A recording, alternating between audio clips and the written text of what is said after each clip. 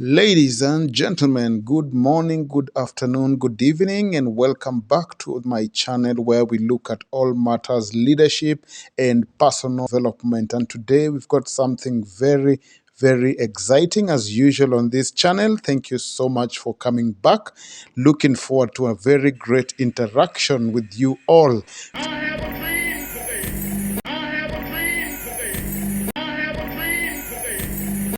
Yes, and today we are going to have a look at leadership quests from two people from very different settings. But as we start, Maria Robinson once said, "Nobody can go back and start a new beginning, but anyone can start today and make a new ending," which is so very true. Consider a fact when you're putting up a tower, the building cannot have a foundation that is not well designed, thought of, and you cannot go back and redesign, remodel, repair, or even renew a building that has already started going up. And so based on that sort of analogy, we're looking at human beings. What is our foundation? How has it been set up? Can we as human beings go back and start afresh, regardless of how we were born, raised, where we lived, whom we lived by, and what we did, the experiences that we passed through? Ladies and gentlemen, thank you so much. Today, we are going to be looking at this. And it's very exciting to look at these two books as we are going to be talking about this. So as you stay put, think about yourself. What was your foundation? How were you raised up? Where did you grow up? How have you been wishing you could have done things differently? And is it possible for you to be able to do that? So yes, we can. By Garen Thomas, an autobiography of Barack Obama. And Hope Made a Way by Lucy Wanjiku Njenga. Enjoy. Life is indeed a journey. Walk with me as I explore these two books. Both Lucy and Obama have very fundamental similarities in their stories, and that is what we delve in today. Empower the economically deprived young teenage mother in my community to be able to do business. At the age of 19, I had just finished high school. After high school, you're feeling you know it all. You have this energy that you have to remove from somewhere. So I got into this relationship with a dude in our area, and it was nice. It made me feel good. It made me feel wanted and loved. But by the end of high school, I had gotten pregnant, and this was not anything that I expected. Getting pregnant at 19 was not my goal. My friends and I went for, there was, what is it called? A camp for testing. We were asked, how about you go get tested for HIV? And when I was pregnant, I was negative. So there's nothing I had done in the middle. So what did I have to worry about? So we went. But after the test, it was positive. Wow. And I was like, no. This can't be my test. You have to do this again. And they had to do it again, and they had to do it again. Because in the back of my head, I was thinking, how would I go out and now face my son again? Yeah. Does this mean that all this time he was sick, it was because of me? Yeah. There were times when I missed having a father in my life. There were times when I was lonely and I felt like I didn't fit in. So I wasn't always as focused as I should have been on school. And I did some things that I'm not proud of. And I got in more trouble than I should have. And my life could have easily taken a turn for the worse. White mother from Kansas and a father from Kenya. His early self-image was influenced by recollections of his father's commanding presence and personality. His voice deep and sure, cajoling and laughing. Even in a place like Hawaii are becoming more pronounced. I was trying to raise myself to be a black man in America. Given my appearance, no one around me seemed to know exactly what that meant. Binges, and the ultimate inability to care for his many dependents. Be a disadvantage. And the upstanding leader. My father had been all those things. But was he? Replaced by what? A bitter drunk? A defeated, lonely bureaucrat? To think that all my life I've been wrestling with nothing more than a ghost. What a habit Obama battled lineage, heritage, and all these matters parenting. Lucy had issues with health, with education, with where she was staying, with love and relationships, all matters. And here she is dealing with the bigger issues than what she thought she could handle. In 2010, I was crowned Miss Dandora and Miss Korogosho. We say Miss Dimes, and being Miss Dimes meant people were looking up to me. The girls in our area were like, "Yeah, I want to be like her when I grow up." So getting pregnant was a disappointment, not only to the girls in our area, but also to me, myself, and my parents. And then he passes on right after I got to know my HIV status. We were not together with the father. It was just a lot, and I was thinking, asking God, like, why would you take me through all this? As was said in the introduction, my father was a black African, and my mother was a white American. And much of my life was spent trying to reconcile the terms of my birth, that divided heritage, with the realities of race and nationality, tribal identities that exist not just in this country but also overseas. My father's family came from a small Kenyan village on the shores of Lake Victoria, and sometimes we forget in some of the racial conflict that takes place in this country that contact between the West and Africa, and the West in Kenya, and my father's village in particular, was relatively recent. Midway Airport, shore, which is adjoining largely middle-class African-American community all along the lake, and then it runs west all the way out into Midway Airport. People down here really sincerely want to represent their constituents. I was raised with the help of a white grandfather who survived the Depression to serve in Patton's Army during World War II, and a white grandmother, uncles and cousins of every race and every hue scattered across 3 continents. And for as long as I live, I will never forget that in no other country on earth is my story even possible. It won't make a difference. And that's an uphill battle, and I think the burden is on all the political leadership in the black community to operate with clarity and integrity to make that message clear at the grassroots level. Barack Obama's focus was on more than organizing, however. What promise that was. And this is important to people. But I was lucky. I got a lot of second chances, and I had the opportunity to go to college and law school and follow my dreams. I chose to run for president at this moment in history because I believe deeply that we cannot solve the challenges of our time unless we solve them together. We may have different stories, but we hold common hopes. We may not look the same and may not have come from the same place, but we all want to move in the same direction towards a better future for our. With Barack, a tall, skinny, colored, and a very different child, having been raised up by caregivers from 3 different continents. And Lucy, this young lady who is being pushed by parents to go get married because she is already pregnant. Both had to step up, step forward, and be counted into leadership for them to push their quests in community organizing, inspiration, and giving hope for everybody else. And they sure did. Ladies and gentlemen, the President-elect of the United States, Barack H. Obama.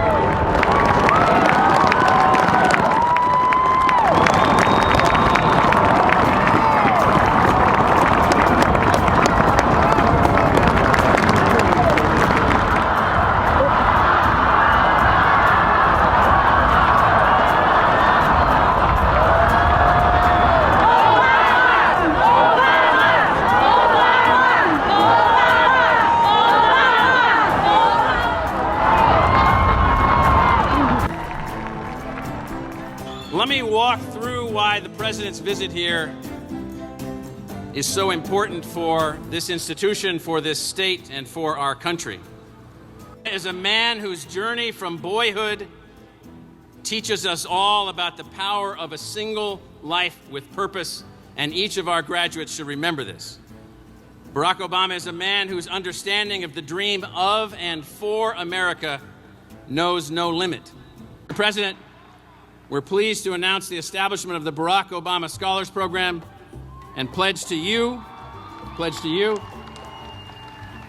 to work and fight to make accessible education the change that takes America to the next level. It's an honor to have you here with us this evening. Ladies and gentlemen, the President of the United States.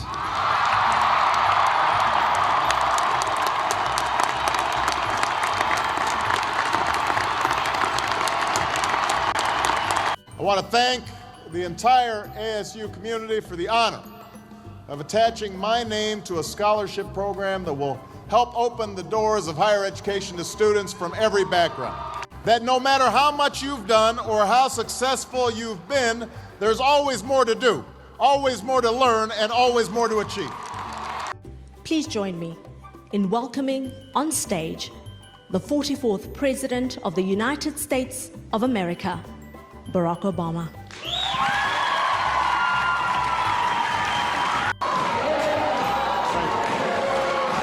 Hello, everybody.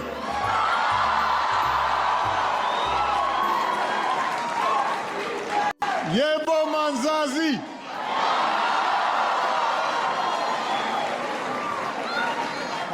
It is wonderful to be back in South Africa. With Lucy and Obama equally fighting for their big dreams, one in politics and the other in health. So much happened between the times when they bore their visions and the time they achieved them. From Obama working hard to figure out about his father, behavior, wives, children, his college and schooling and everything. Lucy on the other end battling it out also to figure out where to stay, the parents' issues, and all of you went ahead and did her best, even unto graduating with an honors in community engagement. And this became more amazing, making even her own mother very, very proud. Congratulations, my daughter. May God bless you. And moving out on her way to start climbing the big ladder. Lucy has indeed gone through it all, coming from the slums, moving from one community to another, to building a great profession in the field that she is good at, which is health on HIV. She owned up to this, losing her baby, losing business that she had really sought grants for to set up for teenage mothers, but she did not quit nor give up. Remember, even Obama at grade 1 saying that he wanted to be president, Lucy went on and on and on. And indeed, hope made a way.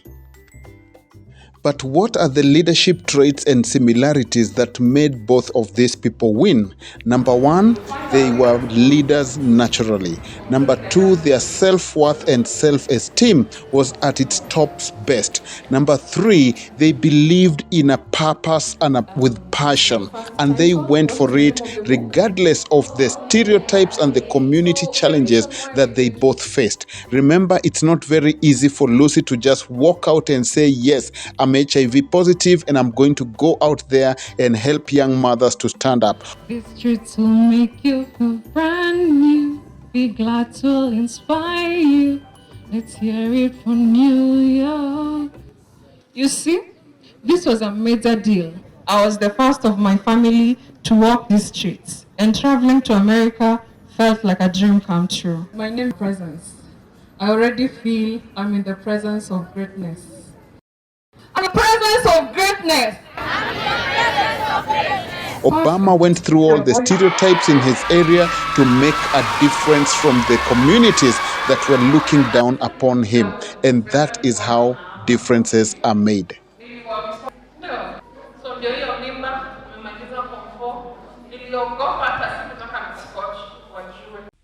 Today, Lucy has overcome, grown, and gone to the world, reached destinations, and experienced and explored way much more than she could even bargain for. And she is just getting started. Lucy is a perfect example to young girls and young women whom she is even leading through the Positive Young Women Voices. Many people look up to her as she has built a great and an amazing family with the gentleman whom she met, and together with their daughter Maya. We wish Lucy all the best as she continues her quest into great leadership. Your Excellency, ladies and gentlemen, good evening. Good evening. I had morning, but I think it's evening. If it was in Kenya, it would have been dark. But this land, it's such an honor to be here. Kenyans for making it to this room. Kenyans? Oh, yeah. As you have heard, I work with Positive Young Women Voices. It's a community-based organization in Nairobi. We empower adolescent girls and young women to be self-reliant, but also to be healthy. Healthy in matters of sexual reproductive health, healthy in matters of HIV, and healthy in matters of safety against sexual and gender-based violence. And so, both Lucy Jenga and President Obama are a perfect example to show us that we can all make it if we believe in ourselves, if we go out there and aggressively push towards our vision. We each can build from simplicity to significance in our own special spaces. Just go for it. Do not give up. Do not quit. Your foundation is changeable. It is replaceable, and new things can be done. Thank God we have a mindset that can be shifted, and we have people whom we can learn from. Examples are in abundance. So just go out there, believe in yourself, do yourself good, do justice. Go out there and make a difference. For their march to greatness is not comparable. These two people are an amazing one. So thank you all so much. It was such a pleasure being here. Continue reading books, and indeed, yes, we can, because hope made a way. Congratulations, Lucy. Congratulations, Obama. You all inspire the world, and we look up to you. Leadership 101 at its best. All the best. Thank you for being here. Have a nice time, and see you in the next video.